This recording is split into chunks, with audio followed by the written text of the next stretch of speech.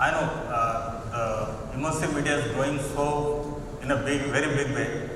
And yesterday we all talked about, a lot of people talked about the content part, because not only technology, it has to be also content, also has to be in covered with that. So I'll just introduce my role, how I have designed this, and I just talk about a little bit about my institute, okay? Because we have started a program, master's program on immersive media design. This is the first time in India in terms of covering the whole thing. Let's see, I'll just explain you what it is. So, just to introduction to our institute, it's MIT Institute of Design. It's in Loni, Kalpur in Pune. It has a huge campus and it has other things also. And this has been started like last 12 years, and it comprises with other disciplines, various disciplines.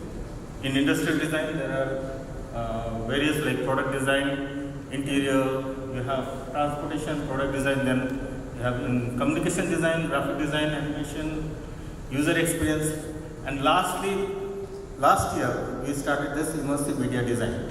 It's a 2 years program.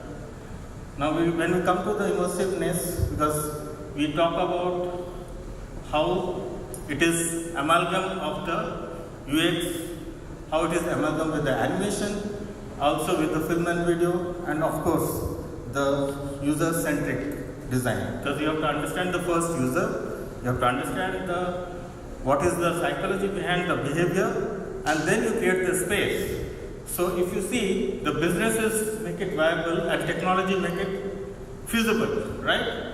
But how to use that technology, that's where the designer's roles comes.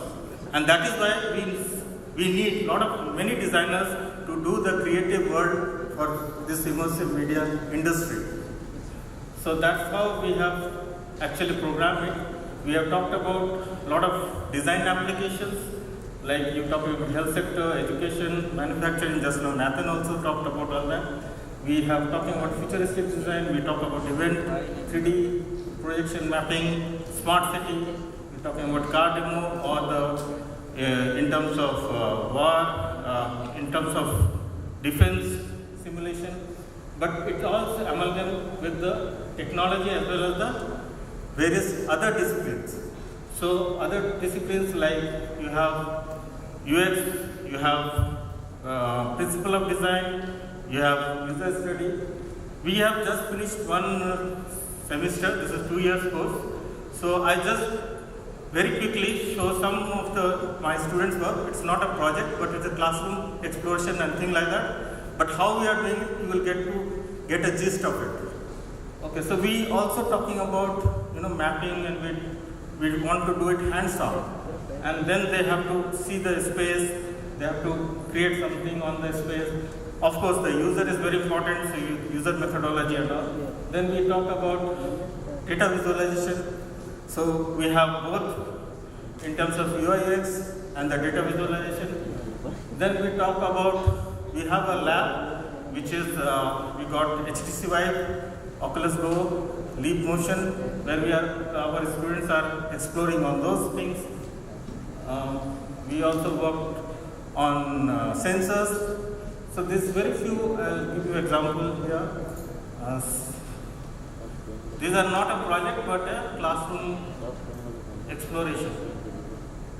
Let me see whether, one second, just have a video.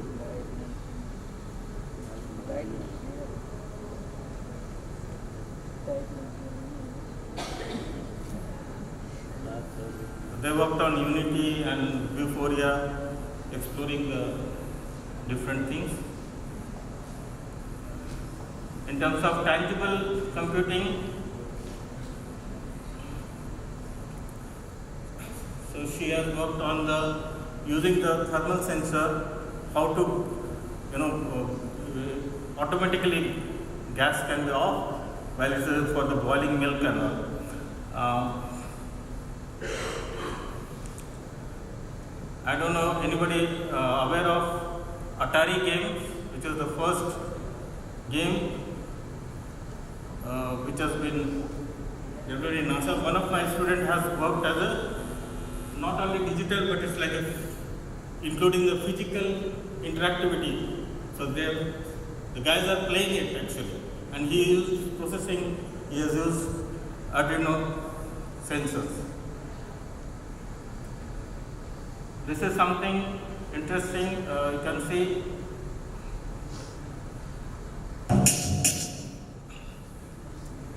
Sorry.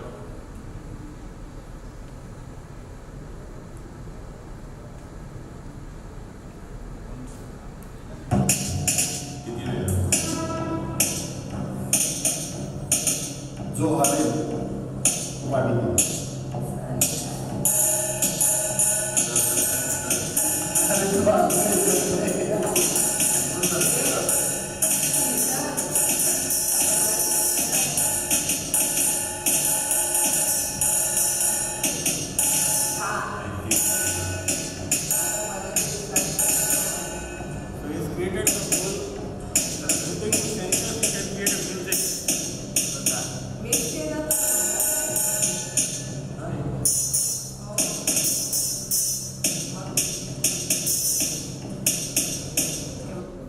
That's it.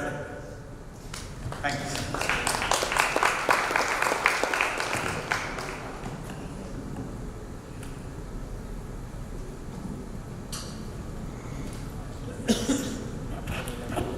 It's a time of 1980, so there was one movie released which revolutionized the entire cinematic experience and made two powerful words very, very, very famous.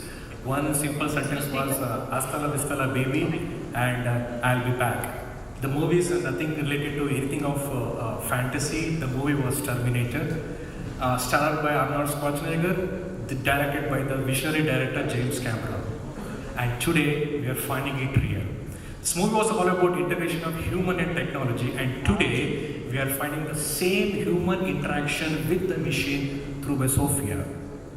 Ladies and gentlemen, since the dawn of James Watt steam engine, brilliant idea of Henry Ford assembly line automobile, and with the advent of Intel, IBM, Apple, Microsoft, IT revolutionized the entire industry. Now we are in the phase of Industry Revolution 4.0. Be it artificial intelligence, machine learning, data analytics, data streaming, augmented reality, virtual reality, it is shaping the world today. Now, with this thought, we have elite and distinguished guests on the screen and table. So we will be discussing about one particular sector which is niche and untapped, that's called education.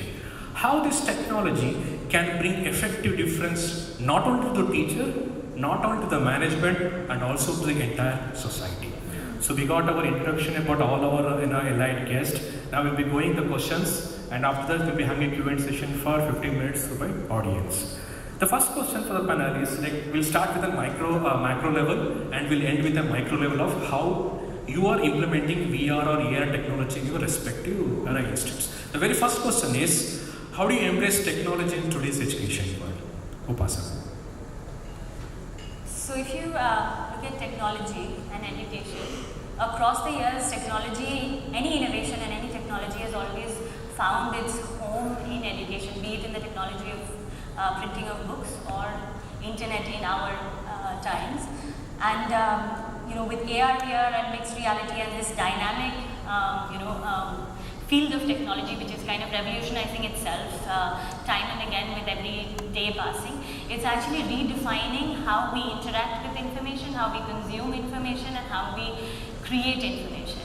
And to a large extent, that is what education is all about, right? And therefore, there is a very fundamental footprint that this, this technology, or in fact, I would rather say that this is actually the new computing platform. This is actually as fundamental as, I guess, LCD screens were back in the day, which transformed how we looked at the world and experienced the world around us.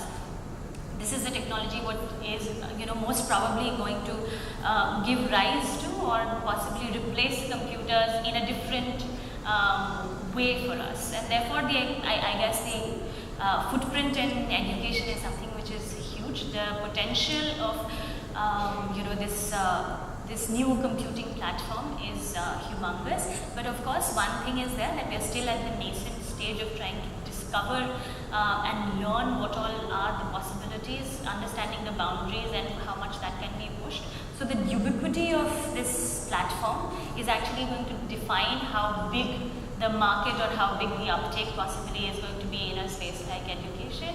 Of course, the stats say that it's $1 billion market, and of course, you know, those stats have been shared by lots of industry experts before. One thing I do feel is the fact that we do definitely have a very promising future in education, especially because if we look at the trends in learning and education, which way we are trying to move, this augments the way we deliver education. So therefore, personalized learning, trying to work towards more experiential learning are things that are becoming important touch points and key points when we are delivering content to people who want to experience the knowledge. And therefore, I see a huge footprint of its integration in education. Steve Jobs always says, there should be a marriage between creativity and technology, which can enhance consumer experience. Madam, how do you foresee that technology can bring effective change in education system when you talk about millennials? Because the way I learned my education from my teachers is far more better than what the students are learning today. But considering the millennials, especially millennials, how technology can reshape? Okay, so I don't know whether I'm audible, but I'd like to take a moment today, just like you said yesterday. It's a very proud day for us when our wing commander came home. So, Jai Hind. Well, the question that you are putting up to me, I want to have very, very simplistic definition of technology. Technology is an enabler and it's a creator.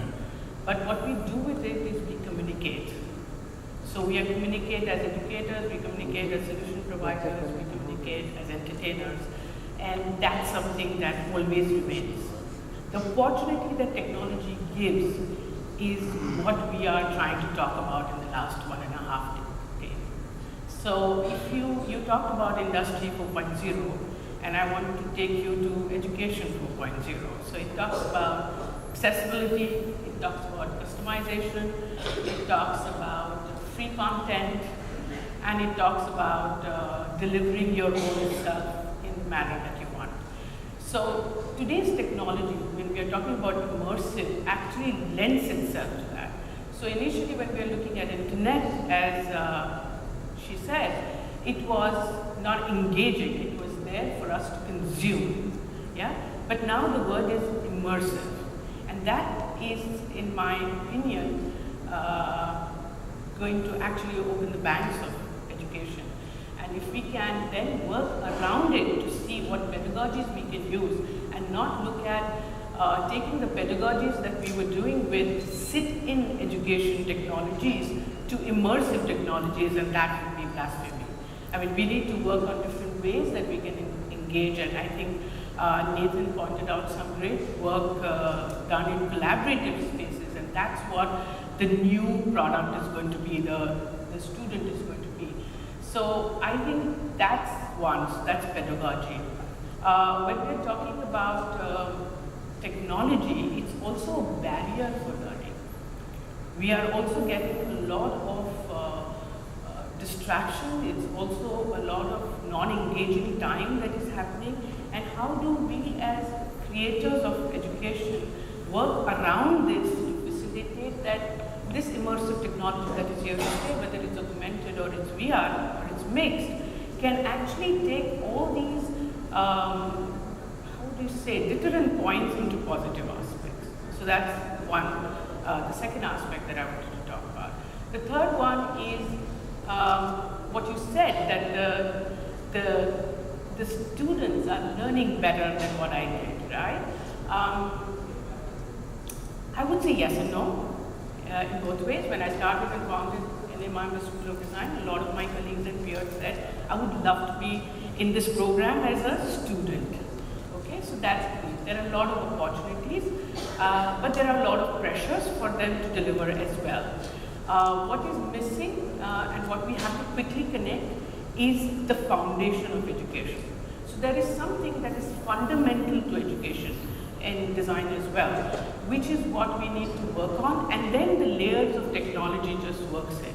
So when you and me probably graduated from great schools in design, it still lent ourselves to what we are after what, 2.5 decades of being in the industry space. So I'm sure what they did was right. We need to take that as a fundamental and build on these layers and ensure that technology is an enabler, is an opportunity, but it's not the end all and be all. So somewhere we have to do the balancing act, and that's, I think, what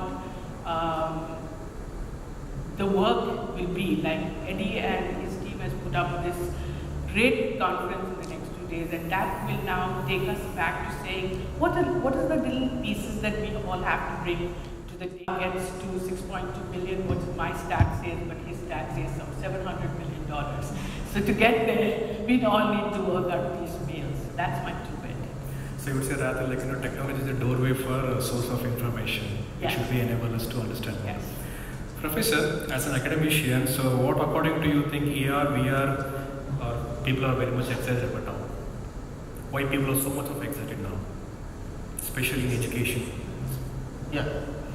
Is it audible? Yeah. No, I think, see, accessibility is one, definitely as the technology is advancing, it getting cheaper, as well as it also making it more like processing speed, as well as the headset has some limitations. So those are going to advance, and it will be definitely one day also it will become more smoother. Like you have mobile has become like a part of life. After few years, maybe mobile will going to vanish. You'll have something else. And then headset might be more. It become more. People can use day-to-day life kind of thing. But yeah, of course, as ma'am was saying, we have to also consider the part key. It's not every time technology, right? We have, as we understand the education, it become more personalized. It become like you can communicate from far away and learn things, but still you can't just blindly take on the technology. We have to understand our own senses, how these senses, we have 5 senses, 7 senses we have, which has to be accommodated inside this immersiveness, and the immersiveness is a more important thing. That's how the education should be. So now we are going closer to the immersiveness, but of course there are so many barriers, and I'm sure things will work out. And as the education, the whole pedagogy also going to change. When we consider human-centric innovation, right. Incremental innovation and disruptive innovations are the 2 major parts which is revolutionary the entire world. Right. So incremental means it goes step by step, disruptive is at a stretch one go. Madam, how virtual reality will impact education as of now on 2019? Because when you see this, virtual reality is not a new thing. In fact, when you go back to the history of Napoleon, so he has sketched one beautiful war picture in the form of a 360 degree. I'm talking about 18th century. Now when we talk about as in 1965, Ivan Sutherland is the one who majorly break through the entire masterpiece within Edmond. But when we talk about 2019, the revolution started with Facebook, bringing out the Facebook of concept of virtual reality or 360 degree streaming video and photos live. But considering the effect of technology into different spaces, how VR is going to impact deeply on education. So Madam has spoke about on the student wise, but on institution wise, as a sector, how it will affect VR and AR. So I think, just to be able to I'll actually pull myself back to the institutions that we all come from. We come from an institution where we are in the business of creation. Okay, I think I can speak for all 3 of us that we are in the business of creation. So for us specifically, this particular technology is not only where we play a triad of a role almost, where we are creators of content, we are users of this technology, and we are consumers of the content that we are creating, right?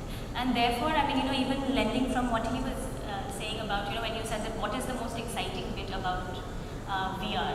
So I'll come back to your question on the education bit, but what is the most exciting bit about VR at this point is the fact, especially from a team of creators, if you say, it's about being able to put your visualization out there in such a way that you can actually create. This is what internet did for us back in the day, which was access. I could transport myself from here to being at a different part of the world, trying to know something completely different about which I possibly sitting in the comforts of my home couldn't learn about. Now we have taken it to the next level where we are talking about we can practically experience it. That is the jump that VR has actually created for, and the excitement that the creators face in trying to be able to transport you and make you real, in your real life experience a setting, experience a context, and see what I want to communicate in the way that I want to communicate, which is a lot less passive than it used to be in the yesteryears. So as educators and as an institution, when we are trying to impart, or engage, I would say, engage with this technology, in today's day and age, I would possibly talk more not in the sense of what is exciting for us. The promise that it has is very, very exciting for us. But the three things that come with it, the fact that we need content for mass consumption, we need access to hardware and software which acts as a barrier, honestly, at this point. I mean, it is getting cheaper, but it's still very, very difficult. And the awareness part of it. Those are the three key things that is actually driving the ubiquity of AR, VR, mixed realities as technologies to be adopted in the, in the education space. And what excites us most is to be able to create these kind of platforms, start with the socializing and the awareness of the reach and the boundaries that we can push with this kind of a technology and this kind of a platform, I would say. So for an institution in 2019, that is what I am, kind of toying around with. I am at a very nascent stage toying around with these different technologies that are coming in as enablers for me to communicate, for me to teach, give my own students an immersive learning when it comes to it. But the role that I play is almost creating that immersive, like my students actually create that immersive learning for a lot of others to kind of consume. Right? So for me, one of the first important things is to be able to crack that ability to envision what the real result can be. So yeah, that is what is, I think, most exciting to me at an institutional level. Ma'am, let me continue where she has stopped. If you continue, this content is a major challenge for us. But when you say target audience for VR and AR, so we have some different stream in education, right? From class 1 to class 10, plus 2, plus 3, plus 2. So it goes big. Take 5 years of MBBS and different things. Now when you see AR and VR, specifically AR and VR, who do you think the biggest audience will be at present? Well, with what the stats I can see and the developments as of now, I think AR will actually capture the impact much faster if we all work in that domain area. Primarily because it requires fewer devices. It could be done on your cell phone, on your tab, on your computer, and it can be anywhere. Okay? And it is, from a user-centric designer point of view, it is simpler than VR to attempt and to capture impact. So when we're talking about education, it's always about learning outcome. I mean, we can dispense education, it's not a problem. But you dispense medicine, but you need to get better with it. So those two aspects have to be considered here. So I thought maybe that's a step when you said that you climb the ladder and you iterate into something. Maybe AR might be a simpler way for us, or an easier step to take. Having said that, while she was talking, what I could look at is a what-if scenario. So most of the students really come to college at least 50% of the time because they have to go there. What if education was what they wanted to do? Okay? And that's the primary difference. I think the primary outcome that we can get from Education 4.0 is, what do you want to do? Do you get a student to evolve? So yes, from the 9th standard, which is senior school, to junior college and to the bachelor's, that's the undergrad program in India, do we get them to think, fail, so there are pedagogies to learn. And one of the pedagogy is that you fail and learn. You are designed to fail so that you learn. And if that's the kind of pedagogy that we allow our students to do, the kind of metamorphosis and the kind of growth and evolution our education would have is phenomenal. And with that, AR and VR will work. So you do not have to be in locations. Okay, you do not have to be in Bombay. You can be in any space, and smaller town people get the opportunities to actually experience education. Right? What I also think is learning. There are 4 kinds of learners, right? So there are visual learners, auditory learners, kinesthetic, and either they have the writing or reading preference.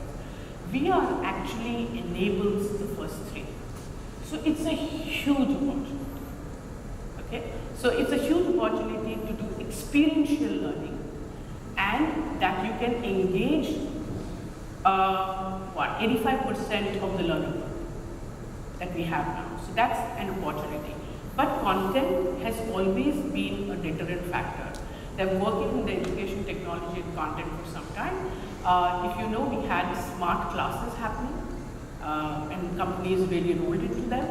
But what really happened is the curricula keeps changing, and the content keeps changing, and that content is very expensive and not economically viable to keep operating. And we heard some people talk yesterday about it. So it's the 90% and the 10% that people were talking. And if we find the sweet tooth enabler for that, and how do we build content, and we actually do not work straight off as producing VR content, but create platforms that move the content from VR with interactivity, with cognitive abilities, then I see it taking off as disruptive education. Otherwise, we will go slowly, and it will take some time before we get there. Professor, what will be the other areas of VR which can be used in education? Like VR as a branding tool. VR as a branding tool. So, as a VR, if you talk about anything immersive in terms of VR or AR, it has you can create a brand communication, which is already happening. People are actually, even I'm talking in terms of India, now the biggest advantage with VR or AR is there's no language barrier. You can go beyond the language barrier, and to communicate even the rural sector or to any brand education, I think VR can be more apt. But how to use that is a very important part, because still people only think it's like a technology. But if you think much beyond and take it as even the simple, menstruation cycle is a very taboo and all. There are a lot of myths which can be very secret, but they all want to learn about it, and those can be created easily with I'm sure with the VR and all. Why not? We must think all that.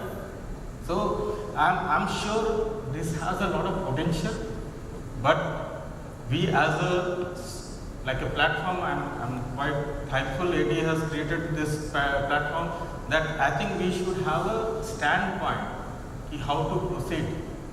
Because if it is just heterogeneously we just do something and just gather something, then things will not go beyond. And what she was mentioning, that it has a lot of opportunity, and those opportunities can be missed. We'll wind up with one micro questions. What is the biggest challenge for VR today, especially education? What will be the biggest challenge? I would say content for mass learning and adaptability, like she said, that we need to be able to not just VR. I would extend it to AR, VR, and AVR. I think that's where we are moving. We are talking about augmented virtual reality now, and that's and that is where we also see most of its applications, in education fields like whether healthcare or its training and simulation. I genuinely feel that if we are able to, like he also mentioned and she mentioned, that able to create platforms where we can make the required changes, that is, that I could, and content can be created which is available for mass learning. That is one of the biggest barriers that I think. So there's skill, of course, and then there is content. Madam, what do you think about it? Well, I agree with whatever has been said, and the only footnote I'd like to add that technology is often used as a gimmick for branding, for education, for everything. Yeah? But if we hold ourselves to that and don't make it as a USP of our solution, but the essence of our solution, I think if we can get a warrior like Aravind, we have warriors all over the place. The talent pool that we have in India is immense. If we get to being just real, they are all Wi-Fi enabled. So with that said, you can also see the leaning of our school, that the NMIB School of Design actually is tech, design, science, and sociology, sorry. So, and business, sorry, I forgot that. So if we are going to set up these, the university is very forward to take this into what they call as employable programs. Okay. Now let me answer your next question. I think that has been answered by Nathan very nicely, because all these technology are not silos.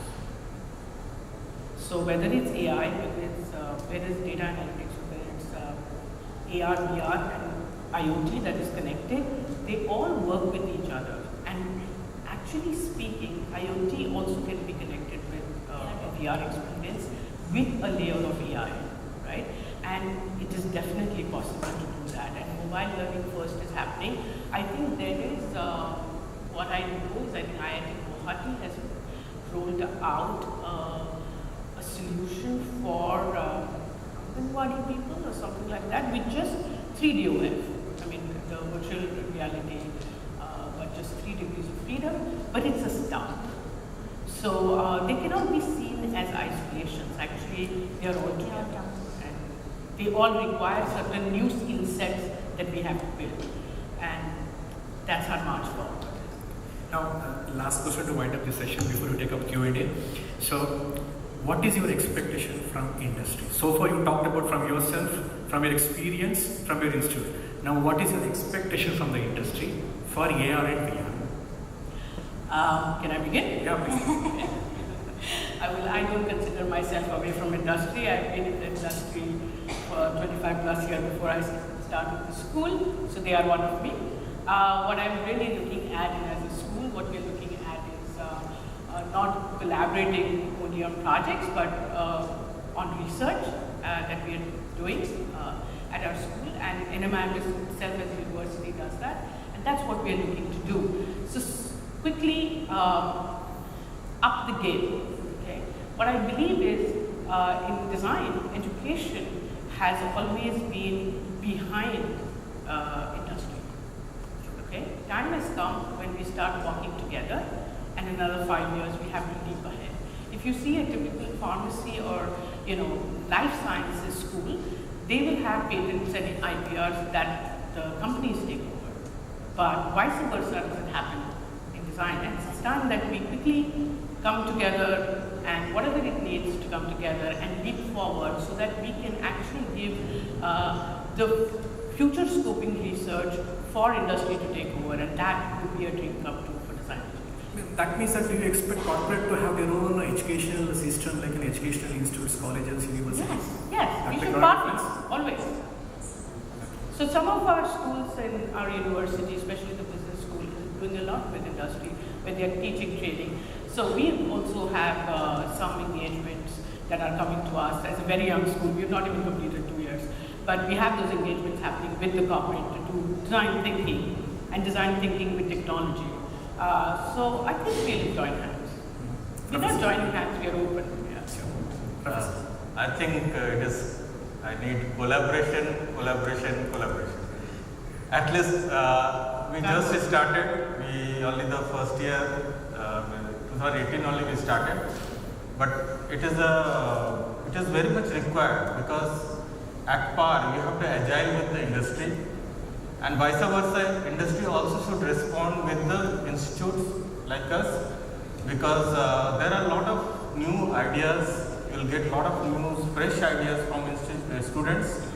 So, and there is always a possibilities, to do a classroom project, or we come to the industry and do some kind of a collaborative project, and that is very much, it should be hands-on, and I think that's where we will understand also what is the required in the industry, what is the foresight we are able to see in the further future, and if government also can support us, that's the best. I mean, some policy should be built on, which is not there right now. No, I think they both have summed it up fairly well. But then, just to reiterate the fact that we have the workforce of tomorrow at our hands. They are going to be the creators. What Indian industries just need to wake up to is the fact that this is done in the West multiple times. That live proof of concepts or live research is actually done in collaboration with leading institutions. And that is something that we need to take that step from the industry side, that give us and work with us on live research areas, not hypothetical potential areas that are given as say classroom projects to explore. Make that exploration real, because the workforce that we have at our hands, they are itching to create impact, and they are the uptakers of these newer forms of technology, learning, everything that's kind of coming up. So therefore, it only makes sense for us to be able to give that push and make things happen in reality. As Steve rightly says, creativity is all about connecting dots. He's always mentioned about it. So that's why I always used to say creativity should be managed between the data and the technology. But the problem with us is we always have a less amount of innovations. Why? Because we don't imagine much. Our education system is such a way that we are restricted to think only inside the box, not the outside the box. Until unless we enhance our imaginations, we cannot come with innovation. Unlike East as West, when we compare with our technology, West is always one par ahead with everybody else. But we always lack in innovation because, in my belief, in my concept, we lack imagination, and by chance with the AR and the VR technology, we can enhance our imagination. As Albert Einstein rightly said, logic takes to A to Z, it's only the imagination take from A to anywhere else. So I call it as the marriage between imagination and innovation is called Imagination. So as far as our client is concerned, our panel member is concerned, they have shared about the macro level and micro level questions. Now we'll take a couple of questions from the audience directly to the panel member. Who's ever interested, you can raise your hands. The mic will be followed and you can ask the questions.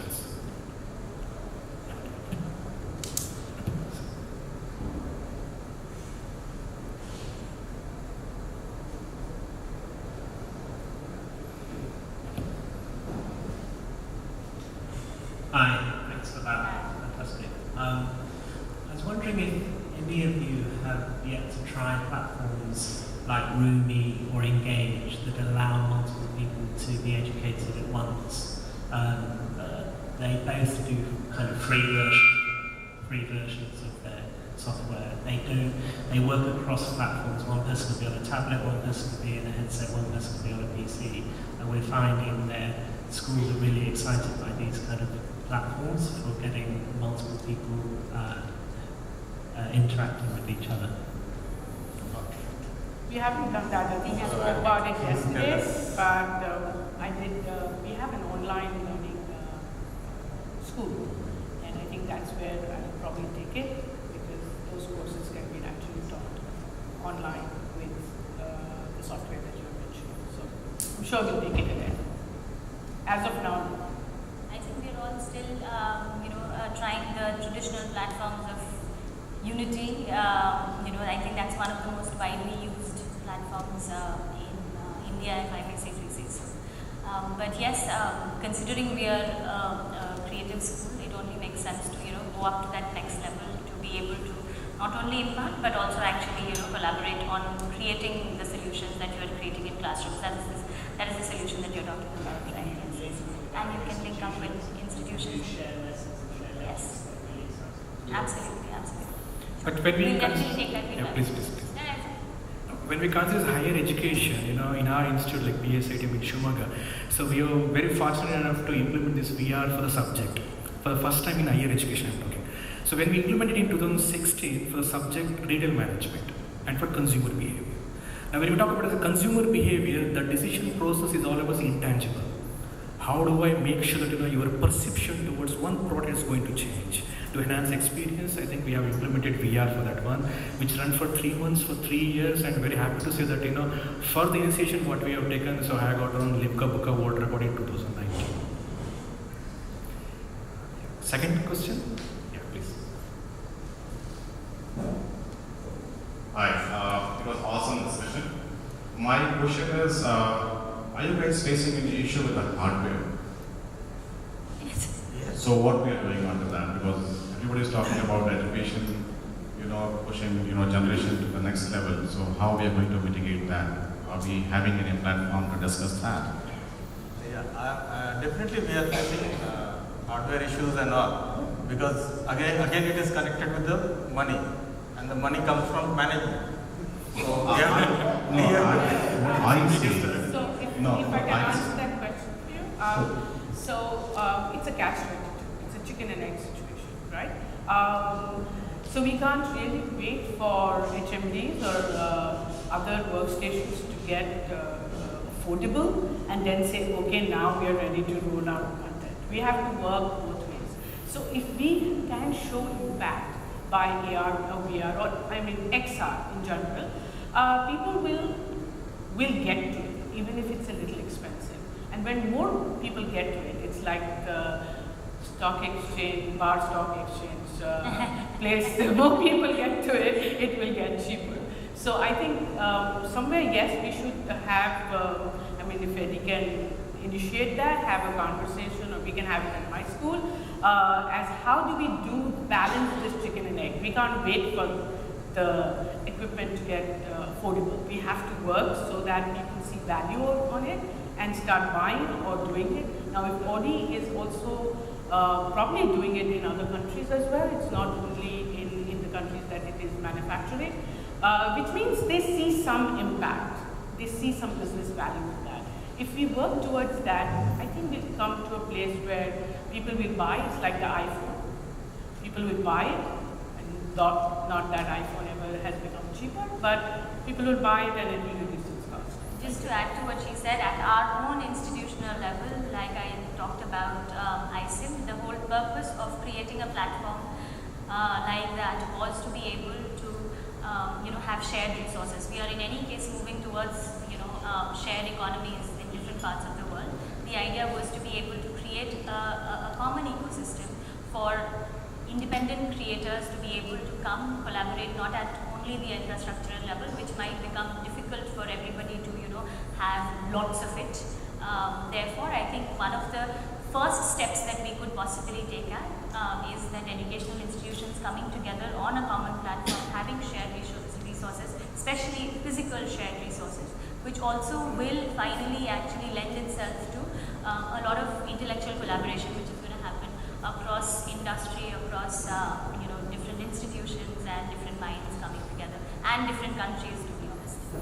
And even that's one of the expectations from the industry also. Like when you consider a Samsung Oculus or HTC Vive, which cost more than 30 or 40K. But for a management institute, for any kind of an institute to implement those kind of a strategy to be very hard. So maybe if it can come down to the price level, maybe we can use it with a Google Cardboard or maybe a VR box, what we are trying to use to over there. But with much technology, much enthusiastic technology ways, I think HTC Vive and Samsung Oculus makes a lot of difference for the way we see the content. Yeah. Third question. Yes, sir. I just want to add on see, industry, if they want to grow and they want to do more work, they need designers. And for designers, you have to come to the student and you have to come to the institute. So if you support institute as a collaboration way, you will get benefit. The ROI is here is student itself, right? Hi, thank you first of all for wonderful insights from you as well and from the team. My question, I'll just give you a quick background. We are into Maybe somebody has taken any initiative from the management side or from the student side or from the faculty side. It was, it's a real issue. It's a real challenge, I would say. But yeah, I was just pushing really hard, and not hardly hard. I get it, according. So, and it was within a very short time. Actually, whole thing I formulated the curriculum, I formulated the abstract, and within 3 months. I was also teaching in NID before. But I was actually, something was triggered in my mind.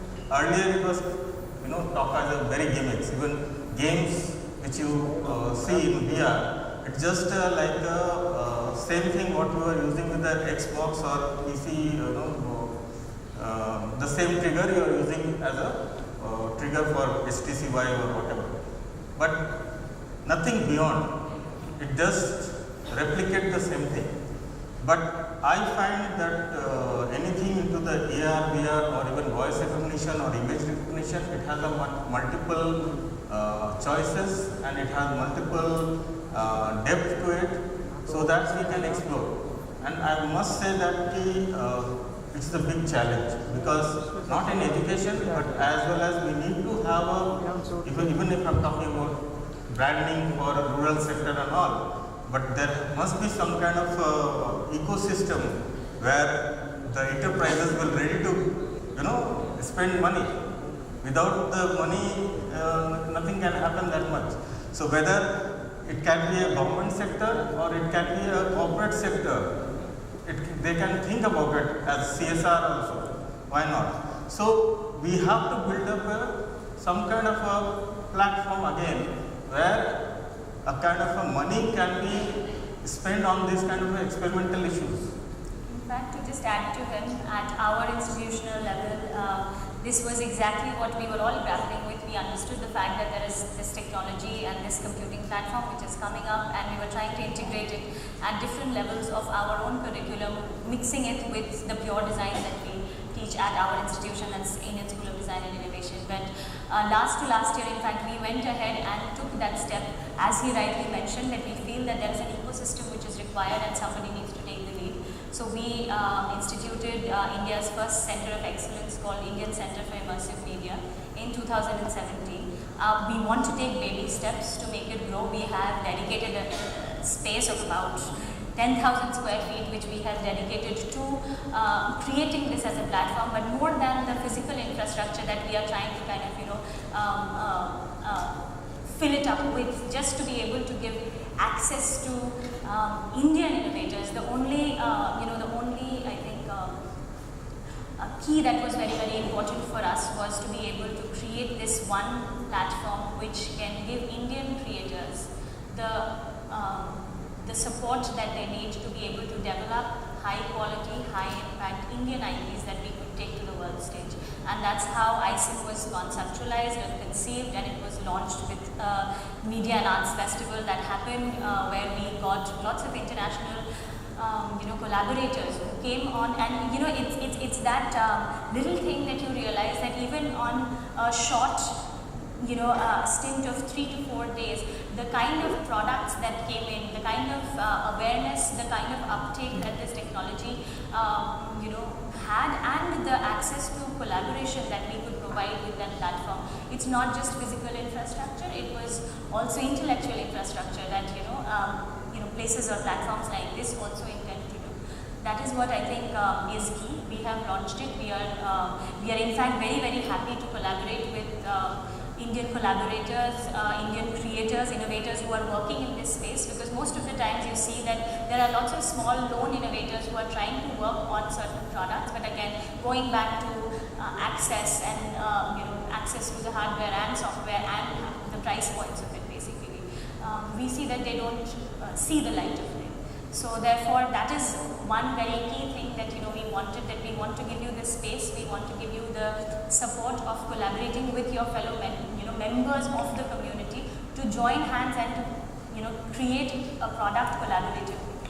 And the other thing that we are also trying to focus on with ISIN is that technology has always in India have always seen a gender gap, and therefore we are trying to institute a program for women in technology, trying to give them the platform to come out there and learn more and impart. So, Ma'am, like when you consider UNESCO is appreciating mobile learning, especially for developing countries. I would not say third world, developing countries. In our help of mobile learning, as you are initiated in your own institute. So, don't you think can you implement VR with the mobile learning through a design thinking concept? Of course we can do that, but let me answer your question, your first question in addition. Well, I'm sitting here very proud of my institute and my university. We are very technologically forward. We have the programs that are technology forward. We have a lab, which is an XR, we have an IoT lab, we have a maker lab in our own school, besides which the university is actually now setting up an additive lab, which is 3D printing. So it's not limited to printing what we see as materials, but pharmacology, and to facilitate all our other schools come together and use technology. So NMIMS has always been on the forefront, and today when I stand here, I feel really proud of that. All our classes are equipped with what we call as intelligent boards, which are actually all-in-one. Production or implementation of the content is done by the company. So these both ways are working. But if you're rightly pointing out, if we have to really capture the market where the content is concerned, schools such as us and three of us, we have to probably build shorter programs to reskill or upskill, and that could be possible. We do have projects. Okay, so we have an internship also. Our students can go to your company and work there. So we have a mentorship like that. And you can also come to us and do a classroom project. So we are open to it. Definitely. Sure. Yeah, so we can probably talk about it. Thank you. Thank you. One last question. One gentleman has it. We'll wind up with last question.